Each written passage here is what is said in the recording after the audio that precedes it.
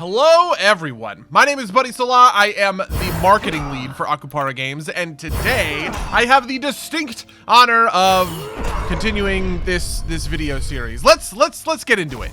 I'd like to introduce you to Cellarius, the second of 6 playable characters in Astrea 6-sided oracles. In this dice deck building roguelike, you'll chart a path through the ruins of a lost civilization, growing more and more powerful as you win battles and make allies on your quest to purify a star goddess. Now, Cellarius is, well, you know, he's a beefcake. He's a himbo. Look at those muscles, look at those guns.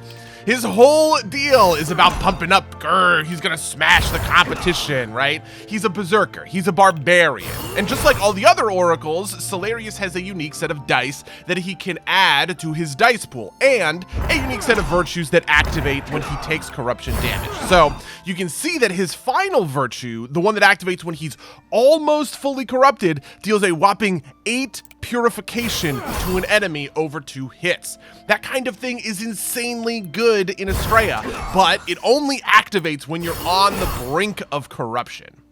And that's a big part of Cellarius's berserker theme. No pain, no gain. Vendetta, for instance, is a buff that increases the amount of corruption Cellarius takes, but it also gives him 1 in power each time he takes that corruption damage, which increases the amount of purification he deals. So basically, he takes more corruption and deals more purification, right? Like the epitome of pain and gain. Well, if he's going to ascend to the final stages of the game and face down the most powerful bosses, Cellarius is going to have to take damage in order to deal damage. But that's not to say he's just going to sit around and take all that corruption lying down. In fact, Cellarius has a number of powerful defensive tools to keep himself from getting decayed. For instance, the Indigo Soul buff, which prevents the next time Cellarius would lose a heart and heals him to full instead.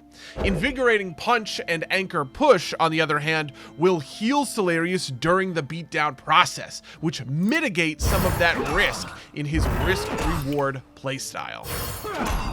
Cellarius isn't just a meathead though, because he's got some tricks up his sleeve too. Take a look at this die, for instance, which applies a debuff called Wave to an enemy. Wave is like a bomb, exploding the moment one of your foes is fully purified, and you can stack it higher and higher and higher, and then when it triggers, boom. The wave explodes and purifies all targets on the field for the amount of wave it had. Much of the time, this is going to cause massive damage to your opponent and massive healing for you and your Sentinels. Okay, but the really special thing about Wave is its interactions with other dice. Refreshing Headbutt, for instance, purifies an enemy for a small amount, but will also refresh all of your virtues if you have enough Wave on the target, which, you know, is just incredibly powerful. Maelstrom Impact deals scaling damage based on the amount of Wave a target has, and Wave Crasher just says, if an enemy has any Wave, activate it. Getting one of those glorious chain reaction waves is a huge highlight of Astrea, and I'm sure I'll be seeing, you know, plenty of clips to that effect on Twitch when the game releases. Anyway, that's about all the time I have for the Cellarius Oracle Spotlight. I am, as ever, working pretty hard on the other Oracle. You know, I said pretty hard. Why did I say pretty hard? I'm working very hard. I'm working very hard on the other Oracle Spotlights. There are 6 of them, and we have 4 more to go. If you want to try Cellarius yourself, he is featured in the Astrea demo that is sometimes live on Steam, and you can always feel free to check that on Steam or in the official Astrea Discord, where you can come hang out with me. Otherwise, I hope you guys have a great day. Cheers.